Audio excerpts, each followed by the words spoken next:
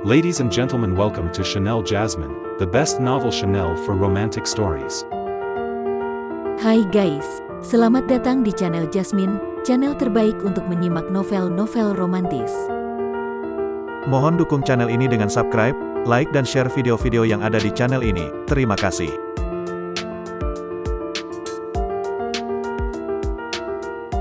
Kaisar Agung Seni Bela Diri bab 570 Peta Bintang Kehampaan. Berada di dalam alam samudera hukum, tatapan Luo Xiu mampu menembus ruang yang berlapis-lapis, mengamati setiap sudut alam samudera bintang. Itulah keistimewaan seorang dewa, jiwa mereka menyatu dengan hukum alam semesta, memungkinkan jangkauan persepsi yang sangat luas. Sehingga, seorang dewa dapat mengunci koordinat yang tepat dan membelah ruang untuk tiba di lokasi dengan sekejap. Namun, para dewa iblis tidak dapat melakukan hal yang sama. Persepsi mereka tidak bisa meluas terlalu jauh, dan jarak perjalanan mereka melalui pembelahan ruang sangat terbatas, sehingga sering terjadi kesalahan yang cukup besar. Namun, Luo Xiu yang baru saja menembus batas dewa iblis, mampu mencapai kemampuan yang setara dengan para dewa. Dia menyapu pandangannya melintasi gerbang Tarsuna di wilayah selatan.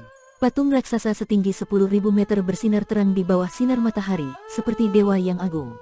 Meskipun di gerbang Tarsuna tidak ada ahli dewa iblis tingkat puncak, tempat itu sudah menjadi salah satu tempat suci paling terkemuka di alam samudera bintang. Jin Ying, Dewa Elang, berputar-putar di atas pintu gerbang, menjalankan tugasnya sebagai penjaga. Luo Xiu dapat merasakan bahwa Gao Lianhong telah mencapai tingkat pertengahan kaisar bela diri dan memiliki potensi untuk menjadi dewa iblis dalam 200 tahun. Patung raksasa yang ia lihat, dahulu diukir dan ditempa oleh Luo Xiu sendiri. Di dalamnya terdapat tanda rohnya, seperti perwujudan dari dirinya sendiri. Jika gerbang Tarsuna mengalami bahaya, patung itu dapat mengeluarkan kekuatan yang setara dengan kaisar bela diri tingkat akhir. Bahkan seorang dewa iblis puncak akan sulit untuk menandinginya. Namun, Luo Xiu tidak berniat pergi ke Tarsuna, karena kini dia sudah berada di tingkat yang jauh berbeda dari mereka di gerbang Tarsuna. Setelah bertarung dengan Situ Zhenjian, luka-lukaku sangat parah, dan proses pemulihan serta penebusan memakan waktu hampir 1 tahun. Seharusnya Yue dan Si Yue sudah dalam keadaan aman, bukan? Luo Xiu melayang di udara, dan ruang di depannya mulai terbelah, menciptakan terowongan gelap. Tubuhnya masuk ke dalamnya, dan ruang yang terbelah perlahan menyatu kembali. Dia melintasi ruang dan dengan cepat tiba di kehampaan tanpa akhir antara alam-alam paralel. Berbekal cakram penentu arah, Luo Xiu dapat mengunci arah menuju alam-alam surga misterius. Dengan kecepatan sayap naga biru murni yang ia miliki, tubuhnya melaju seperti seberkas cahaya, seperti meteor yang memotong langit. Saat semakin mendekati alam-alam surga misterius, Luo Xiu menggerakkan tangannya, mengeluarkan seberkas cahaya yang cepat menghilang di ujung jarinya. Itu adalah teknik komunikasi yang dapat menyampaikan pesan tanpa alat bantu apapun, asalkan dia sudah mengetahui jejak roh lawannya. Demi memudahkan komunikasi saat bertarung dengan Situ Zhenjian, Luo Xiu telah bertukar tanda roh dengan Yu Qiu, sang Raja Iblis. Tak lama setelah itu, Yu Qiu membalas pesannya di dalam pikiran Luo Xiu. Baiklah, tidak ada masalah. Setelah mendapatkan kabar baik, Luo Xiu pun merasa lega. Gunung Tarsuna, yang kini telah diubah menjadi manik alam rahasia oleh Xiao Zijian, membuat sebagian besar orang di gerbang alam surga misterius selamat dari bencana. Hasil ini merupakan skenario terbaik yang bisa terjadi. Di dekat kehampaan tanpa akhir, lingkungan di sana relatif tenang. Meskipun terdapat badai ruang, retakan, dan arus kacau yang bisa muncul, ancamannya maksimal hanya bisa membahayakan seorang kaisar bela diri. Sebuah kapal hitam sepanjang ratusan mil melayang di sana, dilindungi oleh lapisan cahaya tipis. Bahkan badai ruang pun tidak bisa membuat lapisan itu bergeming. Kapal itu adalah kapal iblis hitam, harta karun surgawi, milik Yu Qiu. Dia masih bisa selamat dari pengejaran Situ Zhenjian, kata Yu Qiu dengan nada kagum saat mengabarkan bahwa Luo Xiu akan segera tiba.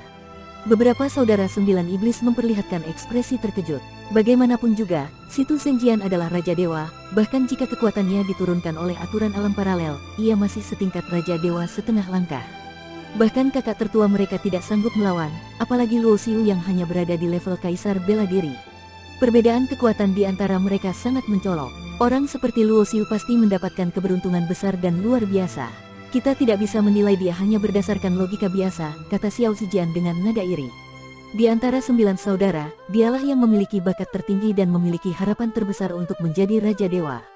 Namun, dibandingkan Luo Xiu, bakatnya tampak begitu pucat dan tidak berarti. Para murid dan wanita Luo Xiu ada di tangan kita. Gui Qianzhou, si iblis ketiga, berkata dengan mata berkilat licik. Jelas bahwa dia belum menyerah pada niatnya untuk mengungkap rahasia dan kekuatan Luo Xiu. Kecuali Xiao Zijian yang sedikit ragu, saudara-saudara lainnya tampak tergoda. Mereka adalah iblis dari alam iblis yang terbiasa bertarung dan membunuh. Kebaikan dan moralitas bukanlah prioritas bagi mereka. Satu-satunya hal yang mereka junjung adalah tidak mengkhianati saudara mereka sendiri. Namun, dalam hal lain, pengkhianatan sudah menjadi hal yang biasa bagi mereka. Keberuntungan luar biasa seperti yang dimiliki Luo Xiu, siapa yang tidak menginginkannya? Terlebih lagi, lawan mereka hanya seorang kaisar bela diri, meskipun ia memiliki kekuatan yang sebanding dengan dewa. Mereka berjumlah 9 saudara, semuanya adalah dewa, dengan Yu Qiu sebagai pemimpin, setara dengan seorang dewa abadi. Bagaimana mungkin mereka tidak bisa menundukkan seorang bocah? Yan Wuming, sang iblis ke-8, dengan nada licik menimpali, benar sekali. Sebelumnya kita tidak berani melawan karena takut dia melarikan diri dan membalas dendam. Namun, kini kita memiliki sandera yang penting bagi Luo Xiu. Dengan begitu, akan lebih mudah untuk menghadapinya.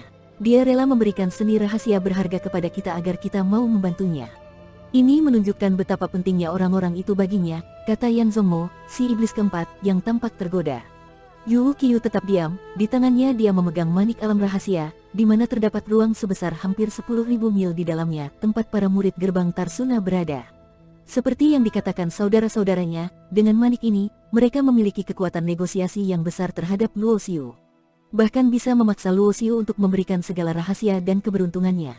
Namun, tiba-tiba, Yu Qiu mengangkat kepalanya dan menatap keluar kapal.